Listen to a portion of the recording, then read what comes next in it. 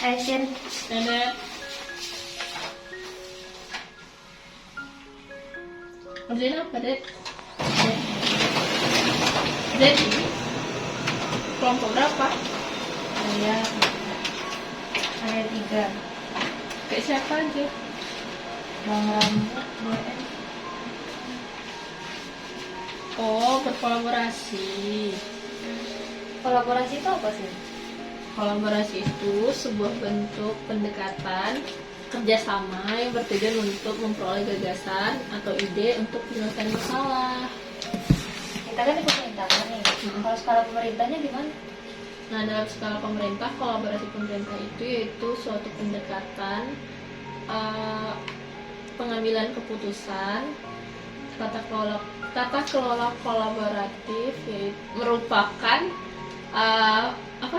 saling keterkaitan, serangkaian aktivitas bersama dengan mitra yang bertujuan untuk menghasilkan tujuan dan strategi serta berbagi tanggung jawab dan sumber daya.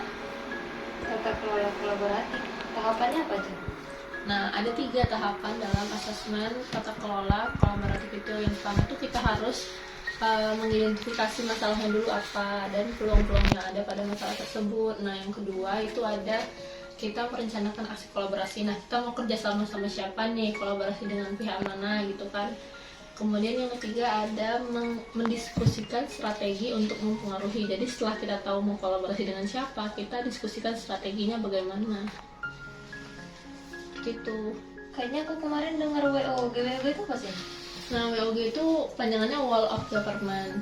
Nah, itu tuh suatu pendekatan penyelenggaraan pemerintah yang menyatukan seluruh aspek-aspek sektor kolaboratif pemerintah itu dalam suatu ruang lingkup yang lebih luas guna mencapai tujuan pembangunan kebijakan, kemudian manajemen proses dan juga pelayanan publik. Manfaatnya? Nah, manfaatnya itu biar lebih efisien, biar bisa sharing informasi, lingkungan kerjanya juga jelas, dan juga daya saing dan juga akuntabilitas serta koherensi kebijakan. Kalau kayak nge-project ini kan harus kolaboratif ya. Proses menjalin kolaboratif itu gimana? Biar kolaborasinya bagus gitu. Oh, yang pertama tuh kita harus membangun kepercayaan antar mitra atau antar orang gitu kerjasama. Jadi harus membangun kepercayaan biar terbangun kolaborasi. Yang kedua, face to face dialog. Jadi harus pendekatan langsung gitu, jangan ada perantara atau pihak ketiga. Yang ketiga itu ada kita harus berkomitmen dalam proses jalannya kolaborasi tersebut.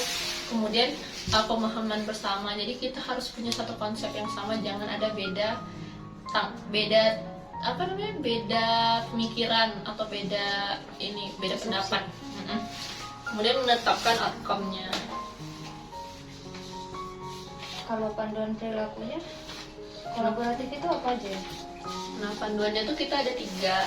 Yang pertama itu kita bisa memberi kesempatan kepada seluruh pihak untuk berkontribusi langsung. Nah, yang kedua terbukanya dalam bekerjasama untuk menghasilkan nilai tambah. Jadi kita kerjasama untuk menghasilkan nilai tambah. Nah, yang ketiga itu ada menggerakkan pemanfaatan berbagai sumber daya untuk tujuan bersama. Jadi kita menggerakkan berbagai sumber daya atau apapun itu untuk kerjasama kita tadi.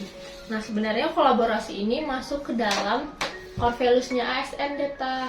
Core values-nya ASN yang telah diluncurkan oleh Jokowi pada tanggal 27 Juli 2021, yaitu berakhlak, berorientasi pelayanan, akuntabel, kompeten, harmonis, loyal, adaptif, dan juga kolaboratif. Nah, jadi kita tuh udah termasuk berakhlak karena sudah menerapkan kolaborasi lewat kegiatan ZI. Jadi kan kita kerja sama tuh sama yang lain untuk menyelesaikan masalah. Kan tadi kolaboratif tuh termasuk berakhlak yang dicetuskan Jokowi sendiri ya. Berarti kan dilakukan di pemerintahan. Hambatannya kalau di kolaborasi pemerintahan itu apa aja? Nah, dalam kolaborasi pemerintahan itu ada hambatan sih yang akan muncul. Misalnya biasanya tuh beda pemahaman atau dasar hukumnya kurang jelas seperti itu. Ya udah, aku mau lanjut lagi. Kasih sih. Oh iya, semangat deh.